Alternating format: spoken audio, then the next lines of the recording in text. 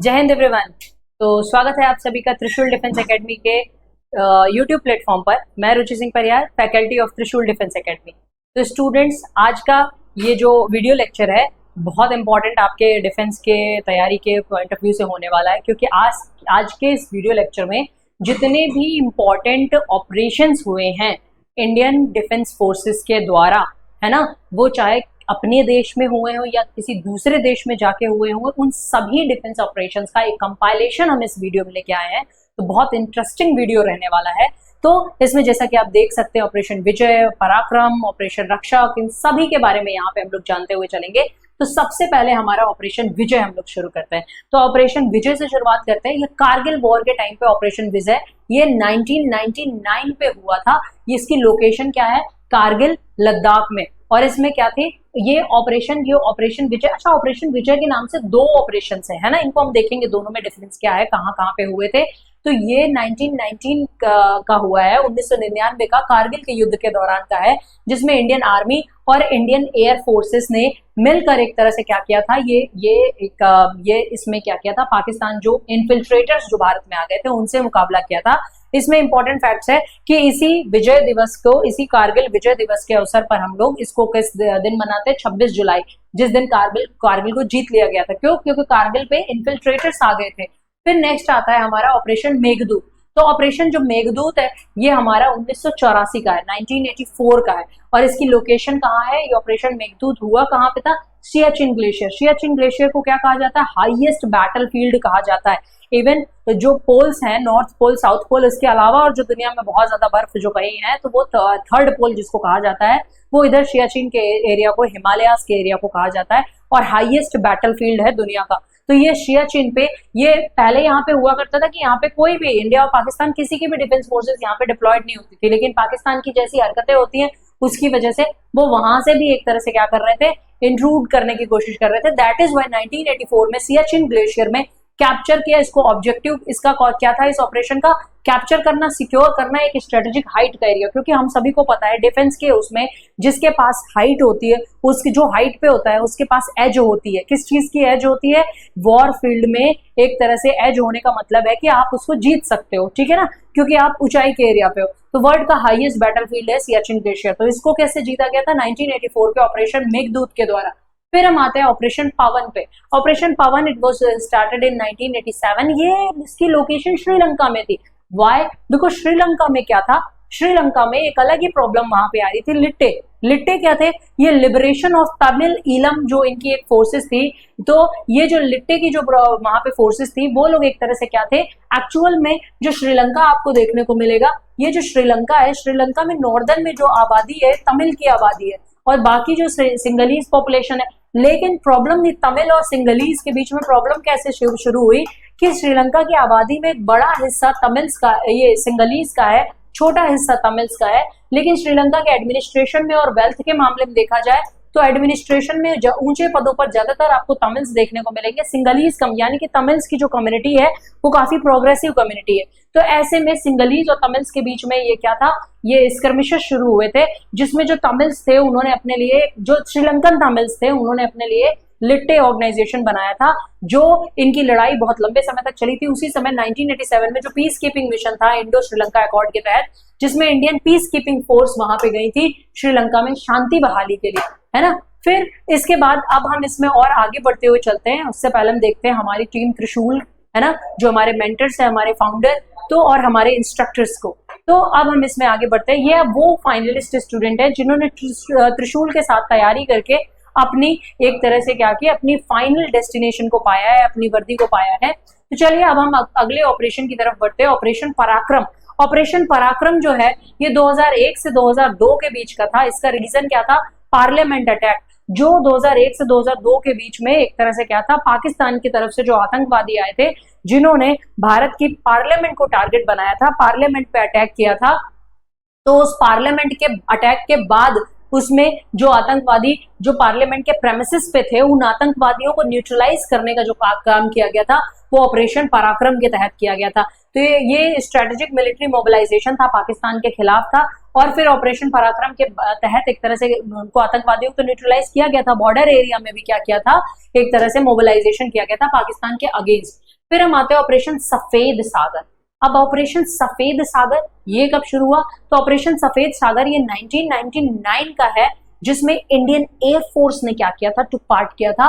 Objective क्या था, to provide air support during Kargil war.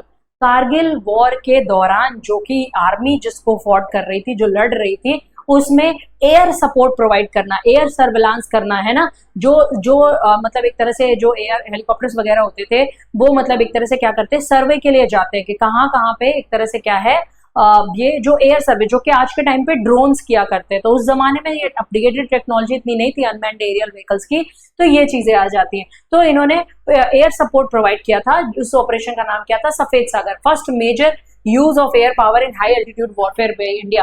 तो it was the first major एक तरह से क्या था, यूज ऑफ एयर पावर। तो एयर पावर यानी एयर फोर्स का पहला एक बड़ा प्रयोग था ऑपरेशन सफेद सागर में।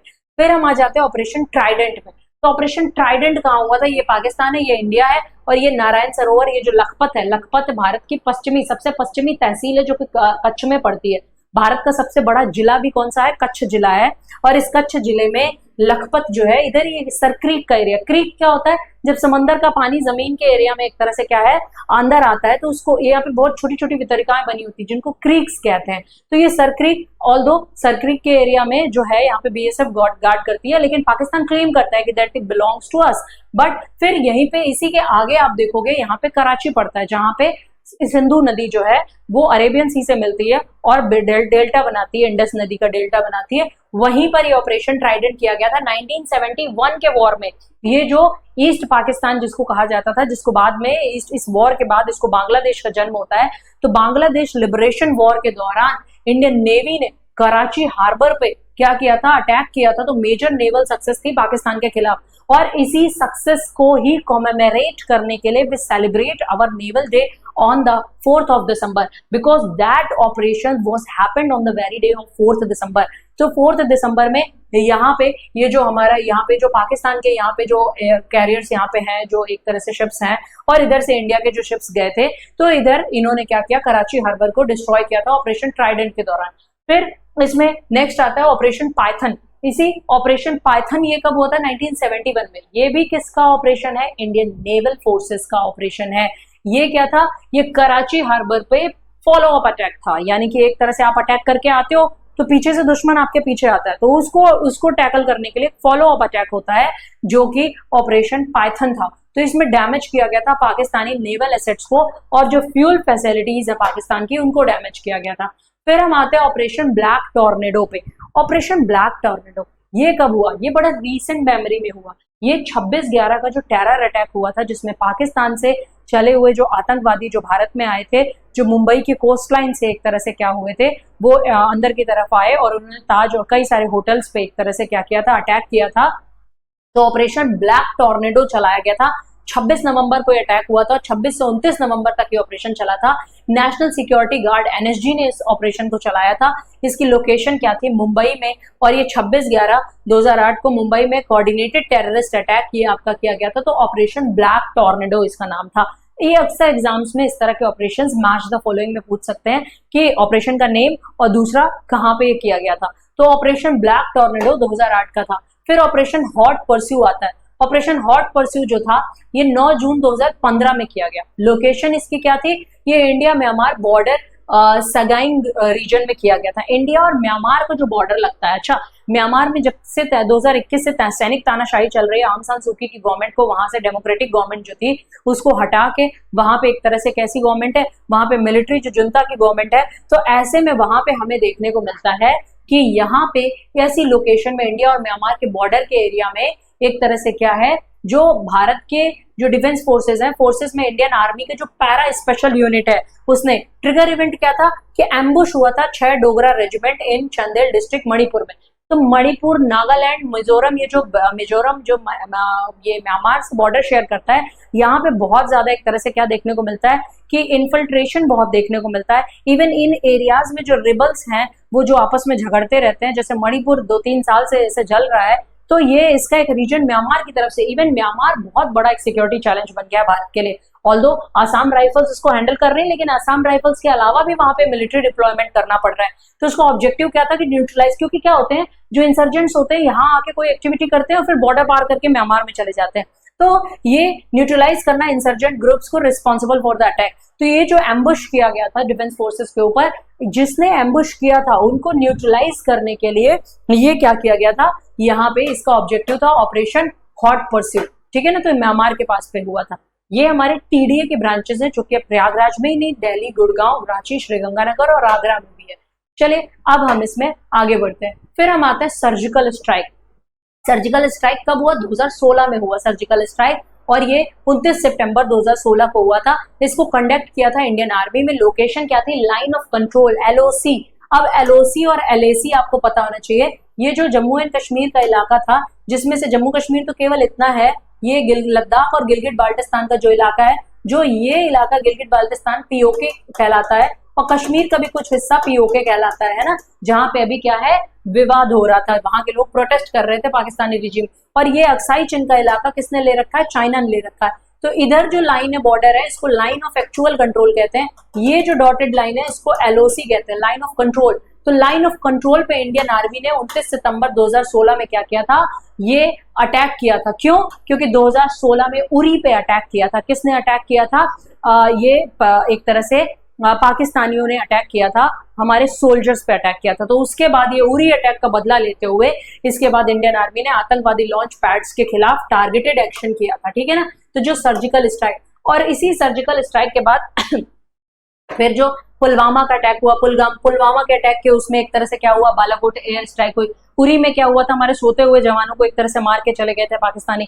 और यहाँ पे बालाकोट जो एयर स्ट्राइक हुआ था, ये क्यों हुआ था? क्योंकि पुलवामा अटैक हुआ था 14 फरवरी के दिन। एक तरह से पुलवामा के पास से, वहां से जो CRP मतलब एक तरह से पूरा कॉन्वॉय जा रहा था डिफेंस फोर्सेस का, और उसको RDX से ब्लास्ट कर दिया जाता है। तो ऐसे में 26 फरवरी को ये, और 14 फरवरी को ये घटना हुई थी पुलवामा की, और इसी के एक तरह से उसमें रिवेंज में 26 फरवरी को भारत ने क्या किया? बालाकोट जो खैबर पख्तूनख्वा में पाकिस्तान में है, वहां पे एयर स्ट्राइक करी। तो ये इंडियन एयरफोर्स ने किया था। इसमें इंडियन एयरफोर्स और पाकिस्तानी एयरफोर्स की लड़ाई हुई थी। ये प्रेसिपिटेटिंग इवेंट क्या था? पुलवामा अटैक था। आउटकम क्या था? आउटकम वही होगा, है ना, इंडिया जीतता है, इंडिया पाकिस्तान के उसमें। तो escalation of India Pakistan tension और disputed damage assessment.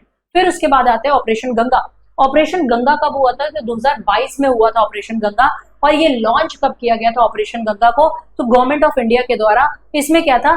Evacuation programme था ऑपरेशन गंगा। इसमें जो इंडियन सिटीजन्स थे from Ukraine during the Russia Ukraine conflict, तो रशिया यूक्रेन कॉन्फ्लिक्ट जो 2022 से शुरू हुई थी, इस कॉन्फ्लिक्ट में जो इंडियन स्टूडेंट्स बहुत सारे यूक्रेन में मेडिकल की पढ़ाई के लिए जाते हैं, तो उनको वहां से इवैक्यूएट कराने का ये प्रोग्राम था। फिर ऑपरेशन अजय पे आ जाते हैं। ये किसने लॉन्च किया था? तो गवर्नमेंट ऑफ इंडिया ने लॉन्च किया था। स्टार्ट डेट कब थी? 12 अक्टूबर 2023 था।